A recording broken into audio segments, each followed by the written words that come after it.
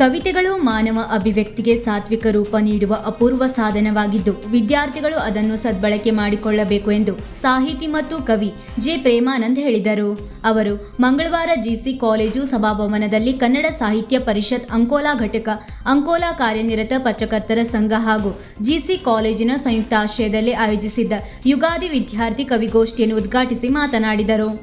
ನಾವು ನಿಸರ್ಗದೊಂದಿಗೆ ಅವಿಭಾಜ್ಯವಾಗಿ ಬೆಸೆದುಕೊಂಡಿರುವವರು. ನಿಸರ್ಗವು ಕಹಿ ಸಿಹಿ ಅನುಭವಗಳನ್ನು ಸಮನಾಗಿ ಸ್ವೀಕರಿಸುವ ಪಾಠವನ್ನು ನೀಡುತ್ತದೆ. ನಮ್ಮೊಳಗಿನ ಈ ಭಾವನೆಗಳನ್ನು ಸಾತ್ವಿಕವಾಗಿ ವ್ಯಕ್ತಪಡಿಸುವ ಸಾಧನವೇ ಕವಿತೆ ಎಂದರು. ವಿದ್ಯಾರ್ಥಿ ಜೀವನದಲ್ಲಿ ಕವಿತೆಗಳು ಬದುಕನ್ನು ರೂಪಿಸಲು ಸ್ಫೂರ್ತಿದಾಯಕವಾಗಿದ್ದು, ಕವಿತೆಗಳ ರಚನೆ ಮತ್ತು ಓದಿನಲ್ಲಿ ತೊಡಗಿಸಿಕೊಳ್ಳಬೇಕು ಎಂದು ಸಲಹೆಯನ್ನು ನೀಡಿದರು.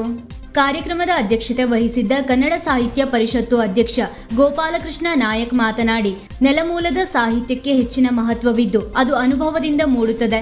ವಿದ್ಯಾರ್ಥಿಗಳು ಬಾಲ್ಯದಲ್ಲಿಯೇ ಸಾಹಿತ್ಯ ಓದುವ ಅಭ್ಯಾಸ ಬೆಳೆಸಿಕೊಂಡು ಸ್ವಂತ ರಚನೆಗೆ ಮುಂದಾಗಬೇಕು ಎಂದರು.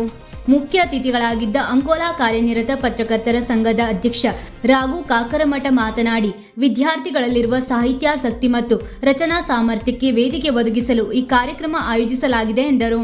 ಮುಖ್ಯ ಅತಿಥಿಯಾದ ವಿಶ್ರಾಂತ ಪ್ರಾಧ್ಯಾಪಕ ಜಿಬಿ ನಾಯಕ್ ಹಾಗೂ ಬಹುಮಾನ ವಿತರಕರಾದ ಪ್ರಾಚಾರ್ಯ ಡಾಕ್ಟರ್ ಎಸ್ವಿ ವಸ್ತ್ರದ್ ಮಾತನಾಡಿದರು.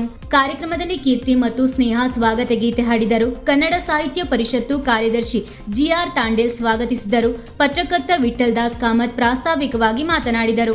ಸಾಹಿತಿ ಮಹಾಂತೇಶ್ ರೇವಡಿ ಕವಿಗೋಷ್ಠಿಯನ್ನು ನಡೆಸಿಕೊಟ್ಟರು. ಸುಭಾಷ್ ಕಾರೇಬೆಲ್ ಕಾರ್ಯಕ್ರಮವನ್ನು ನಿರ್ವಹಿಸಿದರು ಹಾಗೂ ಸುಲಕ್ಷಾ ನಾಯ್ಕ್ ವಂದಿಸಿದರು. ಪತ್ರಕರ್ತರಾದ ಕೆ ರಮೇಶ್, ನಾಗರಾಜ್ ಮಂಜುಗುಣಿ, ಅರುಣ್ ಶೆಟ್ಟಿ, ಮೋಹನ್ ದುರ್ಗೇಕರ್, ದಿನಕರ್ ನಾಯ್ಕ್, ನಿತೇಶ್ ಕೇಣಿ, ಪ್ರಾಚಾರ್ಯ ಫಾಲ್ಗುಣಗೌಡ, ಉಪನ್ಯಾಸಕರಾದ doctor Pushpa Naik, RP Bhat, doctor R Ashwin, Kannada ಸಾಹಿತ್ಯ ಪರಿಷತ್ತಿನ ಗಣಪತಿ ಗಾಂವ್ಕರ್, ಮಹಾದೇವ್ ಆಗೇರ್ ನೆನಪಿನ ಕಾಣಿಕೆ ನೀಡಿದರು. ಕಾರ್ಯಕ್ರಮದಲ್ಲಿ 11 ಯುವ ಕವಿಗಳು ತಮ್ಮ ಕವನಗಳನ್ನು ವಾಚಿಸಿದರು. ದೇವರು ಎಲ್ಲಿದ್ದಾನೆ? ನಾ ಪೂಜಿಸುವ ದೇವಾಲಯದ ಗುಡಿಯಲ್ಲೇ, ಇಲ್ಲ ಪೂಜಾರಿಗಳು ಜಪಿಸುವ ಮಂತ್ರದಲ್ಲೇ, ಅಥವಾ ನಾವಾಚರಿಸುವ ಮಡಿ ಮೈಲಿಗೆಯಲ್ಲೇ ದೇವರು ಎಲ್ಲಿದ್ದಾನೆ? ನಿಜಕ್ಕೂ ದೇವನಿರುವನೇ? ಹೌದು.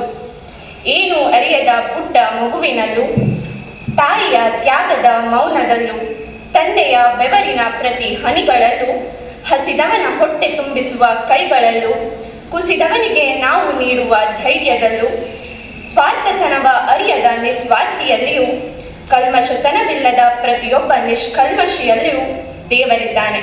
ಮನುಷ್ಯರು ಮನುಷ್ಯರಾಗಿ ಉಳಿದಿರುವ ತನಕ ದೇವರು ಇದ್ದೇ ಇರುತ್ತಾನೆ.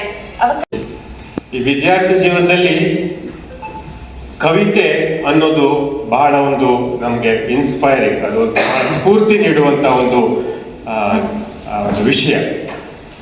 ಅದರಲ್ಲೂ ವಿಶೇಷವಾಗಿ ಈ ಯುಗಾದಿ ಸಮಯದಲ್ಲಿ ಇದನ್ನು ಹಮ್ಮಿಕೊಂಡಿರೋದು ಕವಿತ್ವದ ದೃಷ್ಟಿಯಿಂದ, ಕಾವ್ಯದ ದೃಷ್ಟಿಯಿಂದ, ಕವಿಗಳ ದೃಷ್ಟಿಯಿಂದ ಬಹಳ ಮಹತ್ವದಂತ ನಾನು ಅನಿಸ್ಕೊಂಡಿದ್ದೇನೆ. ಯಾಕಂದ್ರೆ ಈಗಾಗಲೇ ವಿಠಲ್ ದಾಸ್ ಕಾಮತ್ ಸರ್ ಅವರು ಹೇಳಿದ ಹಾಗೆ ಯಾವ ಕವಿತೆಯು ನೋವಿಲ್ಲದೆ ಹುಟ್ಟೋದಿಲ್ಲ, ಮತ್ತು ಹುಟ್ಟಿದ ಎಲ್ಲಾ ಮ್ಯಾಕ್ಸಿಮಮ್ ಕವಿತೆಗಳಲ್ಲಿ ಹೈಯೆಸ್ಟ್ ಸಂಖ್ಯೆ ಇರೋದೇ ಅದು ನೋವಿನ ಒಂದು ಪಿಂಚಿನಿಂದ ಬಂದಂತ ಒಂದು ಅಭಿವ್ಯಕ್ತಿ ಅನ್ನೋದನ್ನು ನಮಗೆಲ್ಲ ಗೊತ್ತಿದೆ. ಈ ಯುಗಾದಿ ವಿಶೇಷವಾಗಿ ಸಾಹಿತಿಗಳ ಮತ್ತು ಕವಿಗಳ ದೃಷ್ಟಿಯಿಂದ ಬಹಳ ಬಹಳ ಮಹತ್ವದ್ದು. ಯಾಕೆಂದ್ರೆ ನಾವೆಲ್ಲರೂ ಒಂದಲ್ಲ ಒಂದು ರೀತಿಯಿಂದ ನಿಸರ್ಗಕ್ಕೆ ಆಪ್ತರಾದವರು. ನಾವೆಲ್ಲರೂ ನಿಸರ್ಗ ಮೂಲದಿಂದಲೇ ಬಂದವರು.